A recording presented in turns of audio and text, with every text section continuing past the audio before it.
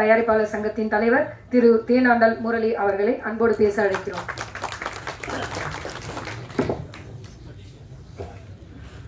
எல்லோருக்கும் என்னுடைய மாலை வணக்கத்தை தெரிவிச்சுக்கிறேன்.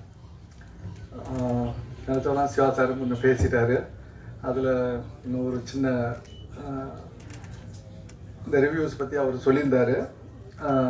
அதை பற்றி ஒரு சின்ன விளக்கத்தை நானும் சொல்லிடுறேன்.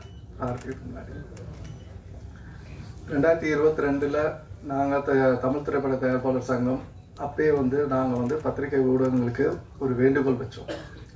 என்னென்னா, சிறு படங்களுக்கு கண்டிப்பாக இந்த அப்போ வெள்ளி சனி ஞாயிறு மட்டும்தான் ஒரு வியாபாரமாக இருந்தது.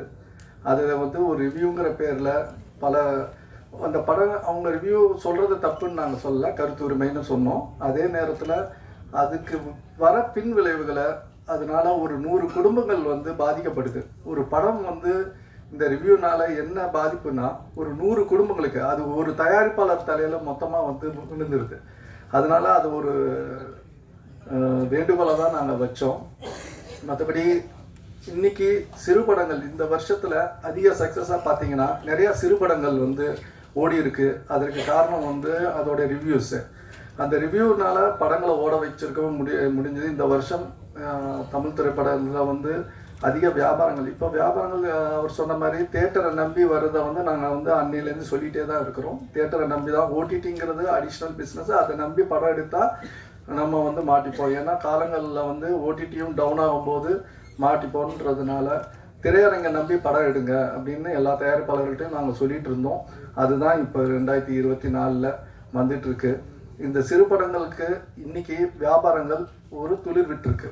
சிறு படங்கள் தான் அதிகமாக இந்த வருஷத்தில் ஓடி இருக்கு. நீங்கள் கணக்கெடுத்து பாருங்கள், எந்தெந்த படங்கள் ஓடி இருக்குன்ற கணக்கெடுத்தீங்கன்னா பார்த்தீங்கன்னா ஓடி இருக்கு. அது அந்த முதல் நாள் ரிவ்யூ, 2வது நாள் ரிவ்யூலனாலையும் ஓடி இருக்கு. அதே மாதிரி பெரிய படங்களோட பாதிப்பு என்னன்னா, இது 100 படங்கள் பாதிக்கும் போது ஒரு 1000 குடும்பங்கள், அது 100 குடும்பங்கள் இது பாதிக்குதுன்னா, பெரிய படங்களோட சரிவு ஒரு 1000 குடும்பங்கள். ஏன்னா அதோடைய பட்ஜெட்லேருந்து எல்லாம் ஒரு எக்ஸாம்பிள் சொல்லணும்னா ஒரு கிட்டத்தட்ட ஒரு 50 சிறு படங்களுக்கு ஏற்ற மாதிரி தான் ஒரு பெரிய பட்ஜெட் படம். ஒரு படம் மொத்தமாக இண்டஸ்ட்ரியோட எல்லா விஷயங்களையும் பாதிக்கப்படும். அதனால தான் அவங்க ரிக்வெஸ்ட் வச்சாங்க. அதை நாங்கள் முன்னாடியே சொல்லிட்டு இருந்தோம். ஒரு யூனிட்டாக தயாரிப்பாளர்கள்ட்ட நாங்கள் திருப்பியும் அவங்கக்கிட்ட கேட்குறோம், ஒரு படங்கள் ஓடுறதுக்கு உங்களுடைய ஆதரவு கண்டிப்பாக வேண்டும். அது சரியான முறையில் நீங்கள் எங்களுக்கு ஒரு சப்போர்ட் பண்ணிங்கன்னா நல்லாயிருக்குன்னு கேட்டுக்கிறேன். படத்துக்கு ஜேஎஸ்கே சார், இந்த படத்தை ஜேஎஸ்கே சார்கிட்ட நான் பேசிட்டு இருக்கும்போது கொஞ்சம் ஃபுட்டேஜ் காமிச்சார். ரொம்ப பிரமாதமாக வந்திருக்கு. அதே மாதிரி நான் கேள்விப்பட்டேன், நல்ல மெசேஜ் இந்த படத்தில் இருக்குது. நம்ம பார்க்குறத ஒரு கண்ணோட்டத்தில் பார்க்குறோம்.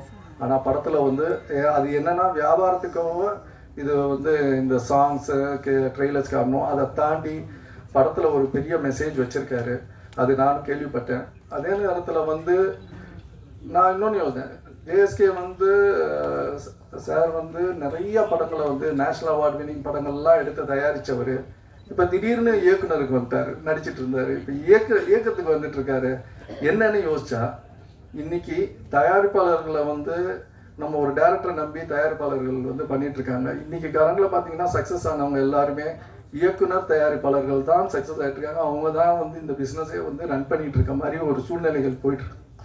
ஏன்னா தன் படங்கள் அப்படின்னு இருக்கிறதுனால தான் அவர் அதை திங்க் பண்ணி தனக்கு இவ்வளோ படங்கள் தயாரிச்சாரு. அவருடைய கணக்கெடுத்து பார்த்தீங்கன்னா எவ்வளோ ஜெயிச்சிருக்காரு. படங்களுக்கு செலவுகள் அதிகமாக பண்ணியிருக்காரு. படங்கள் நேஷ்னல் அவார்டு வாங்கியிருக்கு, பேர் கிடைச்சிருக்கு. பணம் கிடைச்சிருக்கான்னு கேளுங்க ஜேஎஸ்கே சார்கிட்ட.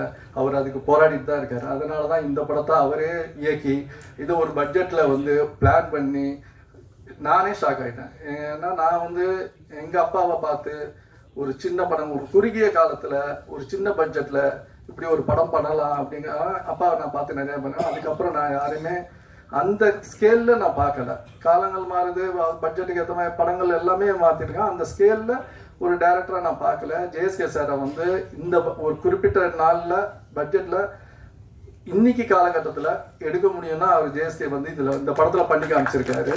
அதை கேட்டதில் தெரிஞ்சிச்சு. 100% சக்ஸஸ். இது வந்து இதில் இந்த மாற்றமே கிடையாது. ஏன்னா இந்த படத்துடைய உண்மை நிலவரம் அவருக்கு தெரியும்.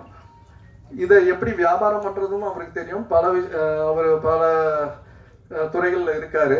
இதை வந்து ப்ராப்பராக இதை வந்து ஒரு எக்ஸிக்யூட் பண்ணுறாரு. இப்போ ஆர்வி உதயகுமார்லாம் சார்லாம் பேசிகிட்டு இருந்தார், இயக்குனர் சங்கத்தில் மெம்பர் ஆகிடுங்கன்னு. கண்டிப்பாக ஆகிட்டு எப்படி பட்ஜெட்டில் படம் பண்ணணும்னு நீங்கள் சொல்லுங்கள் சார். அதை அவர் போயிட்டார், இருக்கும்போது சொல்லணும்னு நினச்சேன்.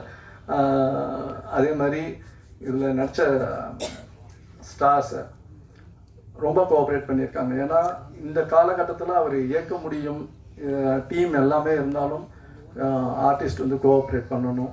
இதில் வந்து நல்லா எல்லா ஆர்டிஸ்ட்டும் கோஆப்ரேட் பண்ணியிருக்காங்க, நல்லா பண்ணியிருக்காங்க. எல்லாருமே சொல்லிட்டாங்க, பாராட்டினாங்க. இவங்க எல்லாருமே ஆல்ரெடி நிறையா படங்கள் பண்ணியிருக்காங்க.